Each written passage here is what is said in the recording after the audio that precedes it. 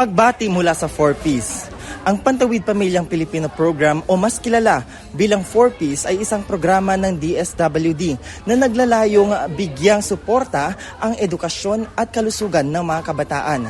Dahil sa programang ito, maraming kabataan ang nabigyan ng pag-asa na maiahon ang kanilang pamilya mula sa hirap.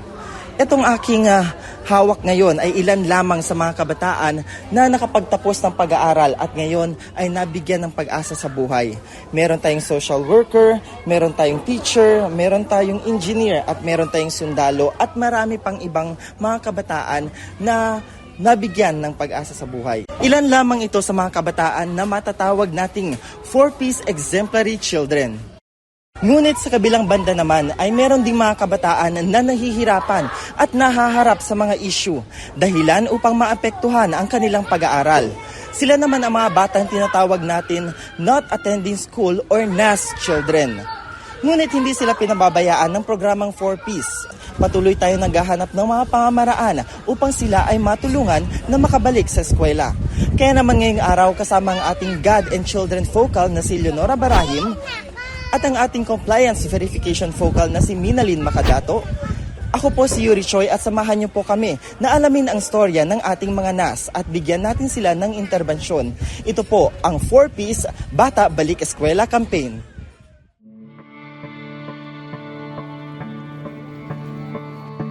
Dumayo ang aming team sa Barangay Tampakan, Isabela, Basilan. Isa ito sa mga lugar na may mataas na bilang ng NAS o mga batang 4Ps na tumigil sa pag-aaral. Upang mabigyang aksyon ng mga empleyado ng 4Ps, kinausap namin ang mga batang ito at ang kanilang mga magulang. Dito aming napag-alaman ang mas malalim pang dahilan ng kanilang hindi pagpasok sa eskwela. Sea Gypsies kung tawagin. Kilala ang mga badyaw sa kanilang husay sa pagsisid sa ilalim ng karagatan. Ngunit dahil na rin sa pamumuhay nila sa ibabaw ng tubig, nakararanas ang karamihan sa kanila, lalo na ng mga bata, ng pangungutya o bullying. Dahilan upang maapektuhan ang sana ay magandang agos ng kanilang kinabukasan. Nakilala namin si Hadi Sulaylani, isang bangkero at dating batang sinusuportahan ng 4Ps.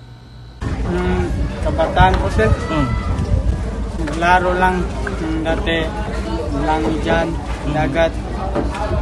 Yung trabaho ng kapatid ko po ay maglaod, magkababae, maglaba. Sa aming pag-uusap, nalaman kong may sakit ang ina ni Hadi. Bunga ng pagkakakuryente nito, si Hadi na ang nag-aalaga sa kanyang ina mula noon at sa kanyang mga kapatid.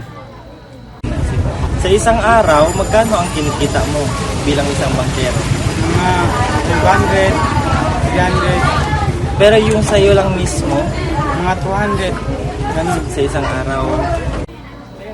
Naikwento sa akin ni Hadi ang pambubuli sa kanya sa eskwela. Aniya, naghahanap siya ng paaralan na malayo sa gulo. Ngunit parati siyang nabubuli dahil sa kanyang pagiging isang batang badyaw. Hindi ko man inaakala kung ano man yun. Dahil lumakad lang ako, walang alam. Tapos, ano nangyari? Binubog nila ako. Mga 10 sila magsama. Pero hindi ako lalaban dahil natakot ako. Ayaw ko nang mag-away. Ano bang pangarap mo sa buhay? Ang pangarap ko sir, pero hindi matupad.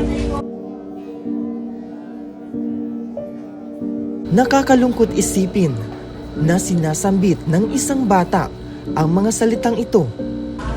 Gusto ko po sila yung pulis. Gusto mo magpulis? Bakit? Para kapag may nang-away sa akin, hindi, pulis na ako. Dinig na dinig ko sa mga salitang ito ang trauma na kanyang naranasan. Sa tulong ng social worker ng 4Ps, binigyan ng interbensyon si Hadi sa pamamagitan ng counseling na parte ng case management sa kanyang pamilya. Pero kung bibigyan ka halimbawa ng pagkakataon na mag-aral talaga, gugustuhin mo pa mag-aral? Hindi ako makapagsalita sa na gusto ko pa. Hindi na ako makapagsalita na ayaw ko na mag-aral. Kasi mahirap ang buhay namin. Isa si Hadi sa mga batang imomonitor ng 4Ps upang maibalik sa pag-aaral sa pamamagitan ng Bata Balik Eskwela o BBE campaign. Kapag nakabalik si Hadi sa pag-aaral, makakatanggap na muli ang pamilya niya ng grants mula sa 4Ps para sa kanyang edukasyon at magkakaroon ulit siya ng panibagong pag-asa sa buhay.